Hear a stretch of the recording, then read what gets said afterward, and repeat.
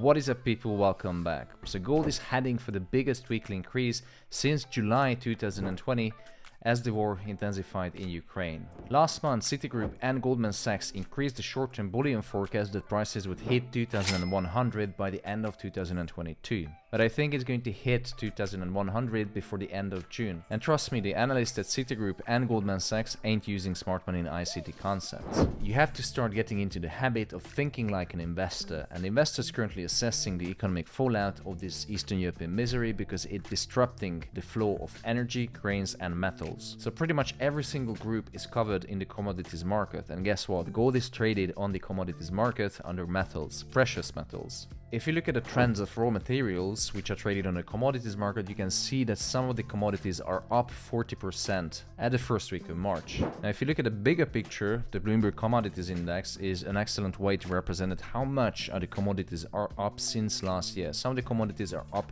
400%, but the average is up 113%. So prices are doubled since 2020. The commodity price surge last year was mainly due to the supply chain bottlenecks and the fact that the supply chain wasn't ready for the demand shock when the economies are reopened. Despite the already hammered supply chain, imagine what happens next if you take out the single and biggest commodity producer and exporter in the whole world. And yes, I'm talking about Russia. Now, just to give you some idea how powerful of Russia's influence on the commodities markets, let's have a look into some numbers. Now, Russia produces 40% of all palladium of the global supply. Russia produces 10% of global oil supplies, 40% of Europe's gas. And Russia, the world's largest grains and fertilizers exporter, top palladium and nickel producer, third largest exporter of coal and steel, and fifth largest wood exporter.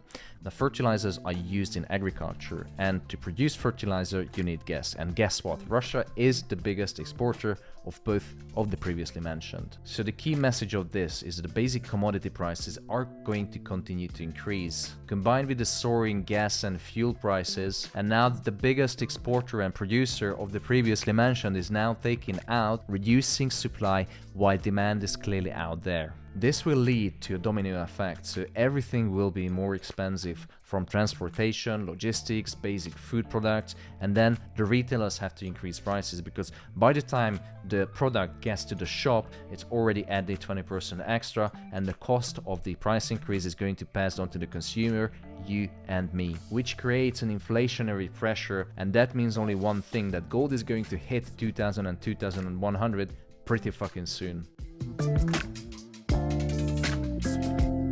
The chart, you can see that gold is in an extended bull run, smashing through every single pivot point resistance level and just going higher and higher, and this is because of the supply chain issues, the commodity shortage, price increases, inflation, and of course the biggest catalyst this month is the Ukraine invasion by Russia. So if you look left on the chart, what do you see? It's support and resistance. And I know many of you are extremely tempted to start shorting gold because if you look left, what do you see on the chart? We have a resistance level. If you pull up the pivot points, you have the weekly resistance too. But look what happened at the weekly pivot point, at the weekly resistance level. Gold didn't care about this resistance level, supply and demand levels. Gold just smashed through every single resistance in the previous weeks. So what I would advise for next week is definitely don't try to short gold. The opportunity will come, but you have to combine higher time frame analysis with lower time frame entries. So now that we identified one of the weekly resistance levels, which was previously a good resistance level, we have to go down and look for clues on a lower time frame. So moving down to the 15-minute chart, let's have a look what is gold price doing at the current price level.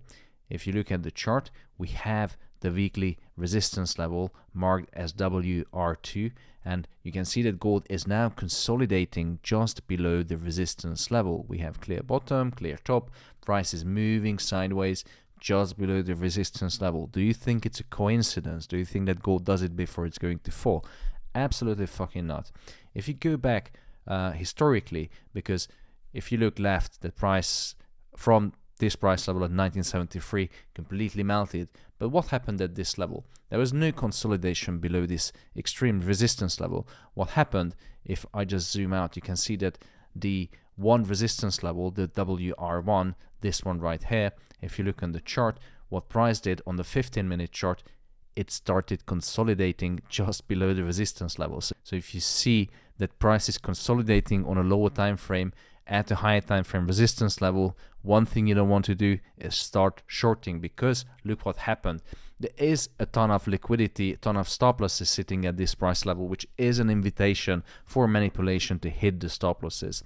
And if you look back on the chart now at the WR2 or the weekly resistance, what price is doing currently is moving sideways, consolidating. So if you want to place a sell limit at this level, be my guest, but what I'm going to do is absolutely nothing. I'm going to wait to see how price is reacting to this price level, and it is one of the best advice I can give you. Tomorrow is Monday. Wait the market to give you direction, and then it will tell you which way is heading. Remember that we don't have enough data. We had a ton of news hitting the market this weekend, which could easily alter the outcome as the market opens. If you go back to a higher time frame, 1 hour, 4 hour, whatever you want, and just put your hands on your heart and ask yourself, is gold going to drop with this bullish trend? I think the answer you know already, and you don't really want to step in the way of this bullish momentum. Yes, sometimes you get lucky when you're trying to guess the turning points, but in most of the cases when gold moves, it's going to smash all of the stop losses in the world. So this week, my honest advice is just wait for Monday. Let the market decide what is going to happen, because we have the weekly resistance level sitting at 1975, which could be smashed through. There could be a fake out, or it could be an excellent resistance level and price is melting back all the way to 1940. The market needs to digest the news which just hit the market over the weekend.